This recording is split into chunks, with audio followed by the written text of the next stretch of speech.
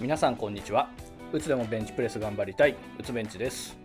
今回はベンチプレス100キロまでにやってよかったこと3選をご紹介したいと思います。以前ベンチプレス100キロまでにやらなきゃよかった失敗3選もご紹介しているので、もしよろしければそちらも見てみてください。失敗3選と今回の内容を合わせて見ていただけると、やることとやらないことがある程度明確になるかなと思います。ちなみに僕の今のマックスは125キロで、ベンチプレス世界チャンピオンの児玉選手にメニュー作成やフォームチェックをしていただきながら日々トレーニングしています。この動画が面白かったよとか参考になったよとか応援してあげてもいいよと思っていただけたら、高評価とチャンネル登録をしていただけると大変嬉しいです。それでは行ってみましょう。第3位、体重を増やす。いきなりちょっと賛否ある内容かもしれません。しかしベンチプレスの重量アップに対して体重のインパクトはとても大きいと思います。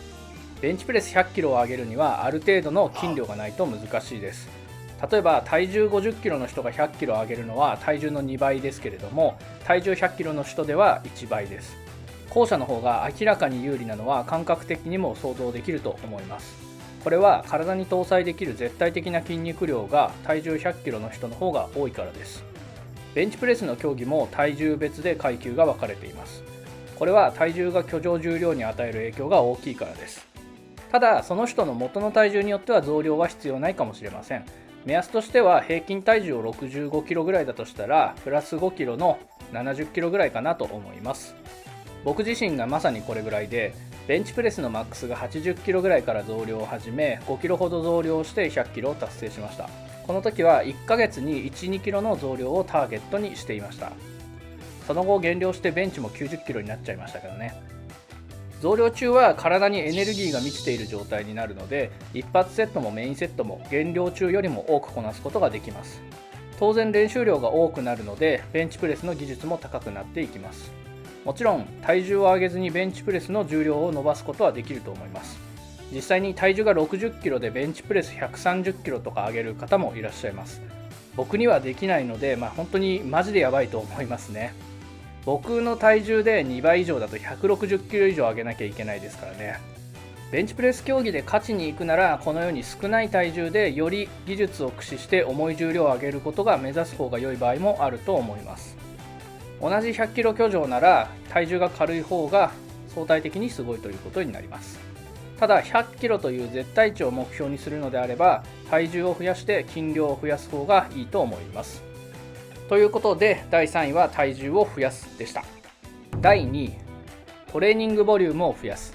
これはトレーニング歴の長い方からすれば当たり前のことかもしれません。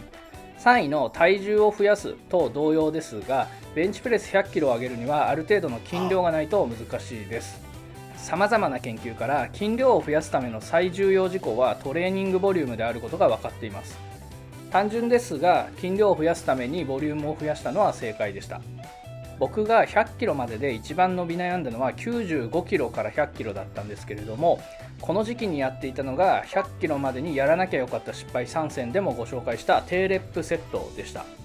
当時 92.5 キロ ×3 レップ ×5 セットというセットをやっていたんですけれども、これだとトータルボリュームが1400キロ弱にしかなりません。これはその日のマックストップシングルを除いてですね。トップシングルはやった上での低レップセットという意味なんですけれども、これぐらいのボリュームだと正直筋肥大はあまり期待できないかなと思います。で、全然伸びなかったのでメインセットを 80kg×8 レップ ×5 セット、足上げならを 70kg×8 レップ ×3 セットというハイボリュームセットに切り替えました。これだとトータルボリュームが 5000kg 弱になって低レップセットの3倍以上になります。ハイボリュームに切り替えてからマックスが伸び始めて100キロに到達することができました。これは筋量アップももちろんあるんですけれども、レップ数が増えることによってベンチプレスのフォームを反復練習することになったからだとも思います。どんなスポーツでも同様ですが、フォームの反復練習は競技力を向上してくれます。野球であれば素振りをしたりシャドーピッチングをしたりするのは初心者であればあるほど重要になってくると思います。もちろん神経系を鍛えたところに体が追いついたから伸びたという可能性もあります。刺激を変えることがベンチプレスの 1RM 向上に効果があるっていう研究もあります。ただトップシングルを実施しており、ここで強度を確保していることを前提として考えるなら、100キロまでの間はボリューム重視でトレーニングして体を作っていく方がいいかなというふうに思っています。ということで第2位はボリュームを増やすでした。第1位、頻度を増やす。第1位は頻度を増やすです。これは僕の中では圧倒的1位ですね。ベンチプレッサーはエブリベンチをやっている方が多いです。これは毎日ベンチプレスをするという意味ですね。最低でも週に5日はベンチプレスをするということを指すと思います。科学的根拠っていうのはちょっと乏しいとは思うんですが、これが伸びるんですよね。一般的に筋トレは 2,3 日空けて実施するのが望ましいとされていて、多くの方がそのようにスケジュールを組んでるんじゃないでしょうか。実際に僕もベンチプレスを始めた当初は 2,3 日おきにトレーニングをしており、週に 2,3 回っていう頻度でした。ただこれぐらいの頻度だと練習量が足りないというのが、今の本音です。ベンチプレスもその他のスポーツと同じく練習量が大事ということです。でもそれだけ高頻度でやると筋肥大が阻害されて大きくならないんじゃないのと思われる方もいらっしゃるかと思います。昔から伝わる超回復理論を完全に否定する方法ですからね。実際にベンチプレスでの高頻度トレーニングと筋肥大筋力の関係を判明させた論文は2023年段階では多分ないと思います。もしあったらコメントとかで教えていただけると嬉しいです。ちょっとここで一つ動物実験レベルでの興味深いお話をしたいと思います。余談程度にお聞きいただければと思います。動物実験レベルで筋肥大や聴力の増加を実験する方法として共同筋を切除して対象筋に過負荷を与えるというやり方があります。マウスを対象として硬い三頭筋のうち腓腹筋を切除してヒラメ筋のみを残して生活させるというやり方です。対象のマウスは腓腹筋がないのでヒラメ筋のみで生活せざるを得ず、通常生活でも過負荷になるにもかかわらず筋肥大が起こるとのことでした。これは代償性肥大と呼ばれるものです。こういった実験はエブリベンチのような高頻度トレーニングに近いものがあるなというふうに感じました。もちろんマウスでの研究なので人体にも同様のことが起きるとは言えませんし、代償性肥大とトレーニングにおける筋肥大が同様であるとは限りません。ただ生態ではこのように高頻度の過負荷で肥大が起こることもあり、まだまだわからないことだらけということです。わからないことだらけであるなら先人の知恵エブリベンチを活用するのもいいんじゃないかなと思います。ちなみに僕がご指導いただいているベンチプレス世界チャンピオンの児玉選手、エブリベンチの始祖なんじゃないかなと思いますけれども、児玉選手の大胸筋はめちゃくちゃでかいです。機会があったら調べてみてください。少し話がそれました。ではどのようにエブリベンチを実施すればいいかですが、僕が実施していた具体的なメニューをご紹介します。月曜日から日曜日までで、月曜日がメインメニュー、火曜日がトップシングルまで、水曜日がメインメニュー、木曜日がフォームチェックまたはオフ、金曜日がメインメニュー、土曜日はトップシングルまで、日曜日はオフという感じですね。メインメニューに関しては今現在は児玉さんにご作成していただいているメニュー、その前のメニューは100キロまでに一番伸びたセットの組み方をご参照いただければと思います。こちらは概要欄に貼らせていただきます。で、メインメニューは確実でやって、中日は軽めのメニューという感じですね。トップシングルだったりフォームチェックという感じです。で、時期によっては、ちょっとこれ気分も入ってるかもしれないんですけれども、トップシングルまでっていうところをトップシングルやらずに 1RM の 50%、120キロだったら60キロぐらいで、15レップとかですかね、フォームチェックをやったりしています。調子のいい時はオフをなくして週7で練習することもありますし、調子が悪い時は週3でオフを取る時もあります。その辺は柔軟性があってもいいかなというふうに思います。